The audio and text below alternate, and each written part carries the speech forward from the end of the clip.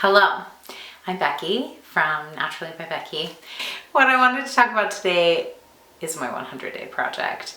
I had a request from someone and they wanted kind of an explanation on how the dice work. The best explanation at this point is magic. I don't know if any of you have ever seen Stardust. But every time I roll the dice, I think about how the witch and the brother in Stardust like throw the bones up in the air and they catch them and then it like reveals like something to them. That's how I feel about the dice. So I started this whole process with a 6-sided die. I bought these lovely, beautiful dice from Fenwick & Finch. These are the most beautiful dice in the world. They have feathers in them. So these are D&D dice and I specifically bought them for this project. I kind of developed a system around them versus just doing like the one dice. The first one that I roll is my 6-sided die. Essentially I have 6 different things that I pattern this after. So the first one is if I roll a 1, I focus on the number of brush strokes.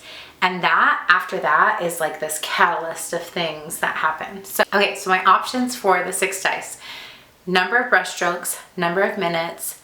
I also do this thing called Magic Mark. It's this game I used to play when I was bored, where like you draw like a shape and then you'd have to make something out of it. It was like my favorite game to play with other people. Number of figures, color theory, and mixed media. If I roll number of brush strokes, I have to look at the 20-sided die. If I roll a 1, I have to make a painting with 1 brush stroke, which is hard. That also works for the number of minutes. So this die essentially tells me number of minutes. It can tell me the number of marks I make on the page for the magic mark.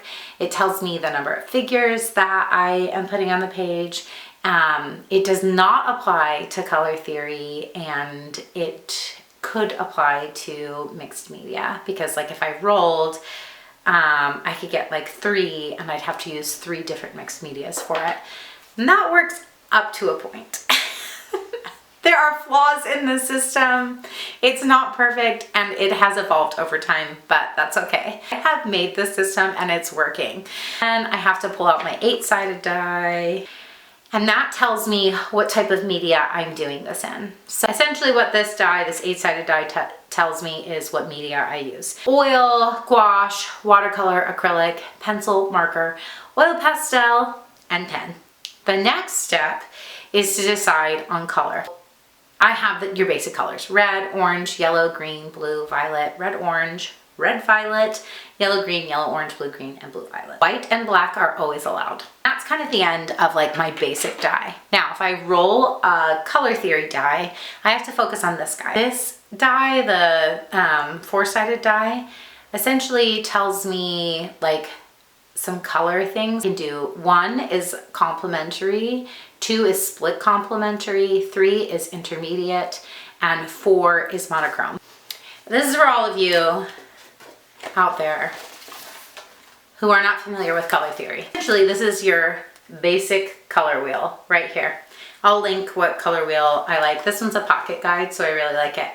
And there are different names for colors, and complementary colors are the color that's opposite the color on the color wheel. So like yellow, purple is opposite.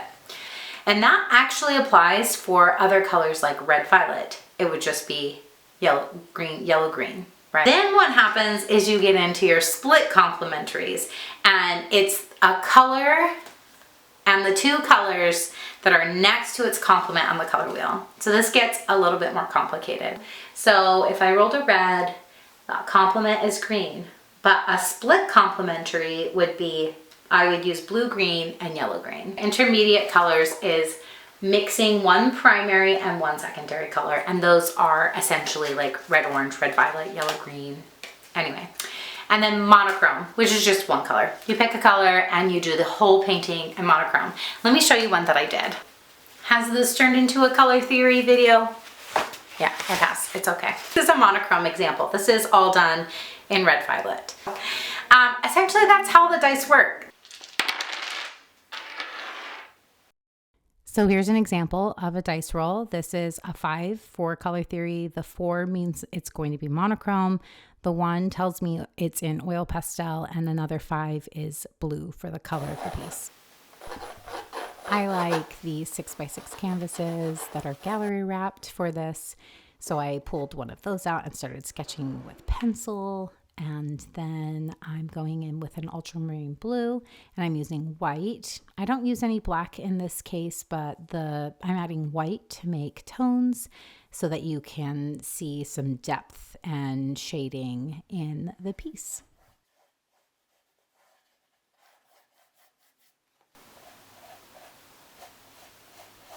This painting and pose is for an idea that I'm working on for a larger piece. And I still haven't quite figured out what pose I want or how I want the figure, but it'll take a couple of iterations of this to kind of decide on what kind of mood I want it to give me. But this was a really good practice with the blue and the figure. It looks a little sadder because it's in blue, but that's not necessarily what I'm going for with this piece. I like to use all kinds of tools when I'm painting, and here I am using the palette knife to kind of give really flat, broad shadows to start out with. That's really helpful as I'm painting.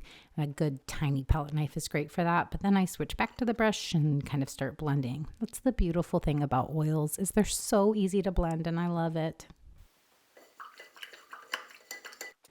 This dice project has been really fun for me, and I feel like it's helped me explore a lot of my artwork and kind of have no pressure when I'm doing it because I'm not necessarily making all the decisions. And when sometimes it feels like you have some decision fatigue in your life, having something else set the rules and the parameters for you feels really nice and leave it up to chance. And it's kind of a surprise for me every day when I'm working on these pieces. So I've really enjoyed doing them.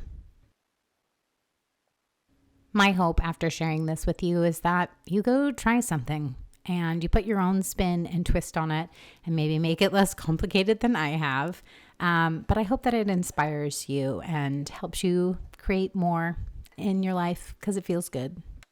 Thank you so much for watching this video. Be sure to like, comment, and subscribe to my channel for more content like this.